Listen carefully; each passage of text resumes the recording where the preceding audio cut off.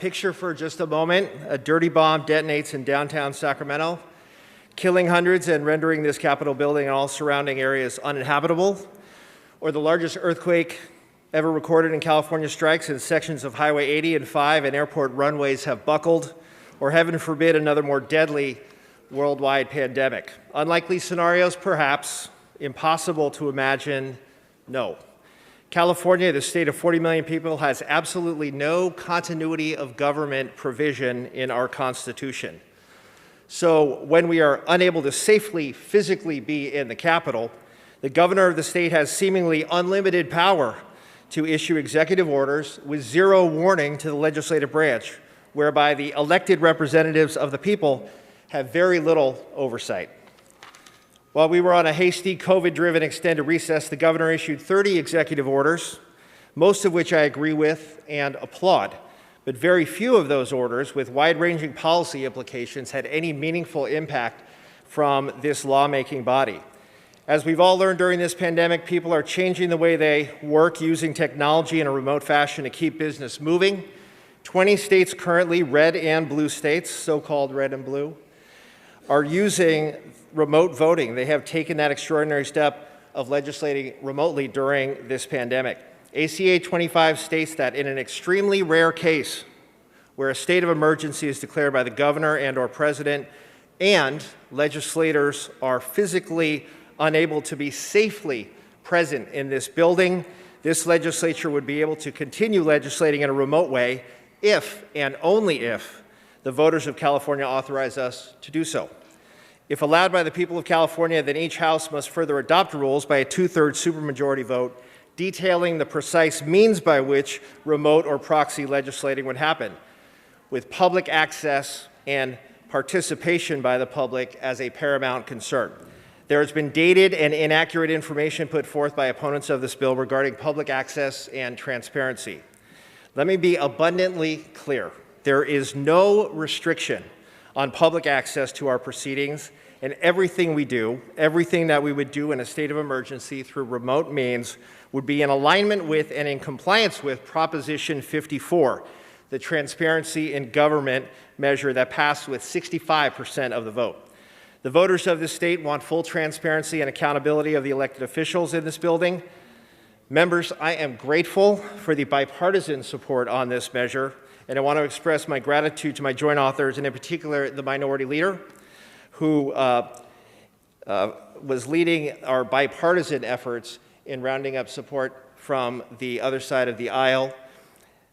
Members, I ask for your consideration of this long overdue measure. Just a couple of quick points on that provision about appointment method on vacancy. That would be established by statute. If remote, I want to clarify on the remote methods here. They are only authorized if members cannot safely attend in person. And that's a very, very important distinction in this ACA. If you prefer technology versus proxy voting, we can have that debate on this floor.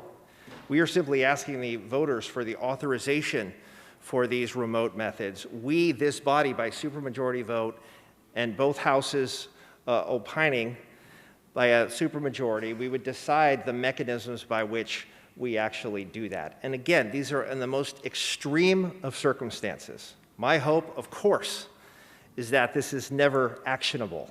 But we have to, it's irresponsible for us not to have this in our Constitution, given that we represent 40 million Californians. A couple of quick notes. My good colleague from Yuba City referenced some items that, frankly, I always knew were going to be amended out of the bill. That was the original draft.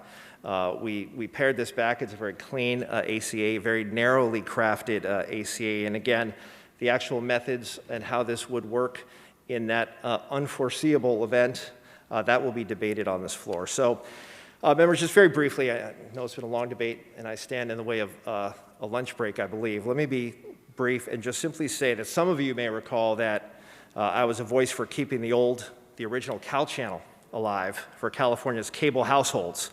And now with this unfortunate demise, I push for a workaround whereby we are making our proceedings available for streaming or download and airing on local cable television. It's a minimal substitute, to be sure. It's just in its inception now. But hopefully someday California creates a digital Cal Channel 2.0. California should be a leading modern digital democracy. The point is, public access is a value of mine.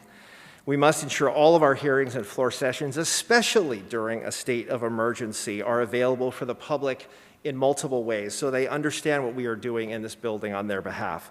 Of all places, California, the fifth largest economy in the world, must lead on utilizing technology to keep the crucial business moving under the most extreme of circumstances. It is flat out irresponsible for the state to not have a continuity of government provision in our Constitution in states of emergency. Let us submit to our voters, and that's a key here. The voters will decide whether or not we have this authority. Let us submit to our voters this amendment to ensure this co-equal branch of government may always be a voice for the people of California, even during states of emergency. I ask for an aye vote, and I ask for immediate transmittal to the Senate.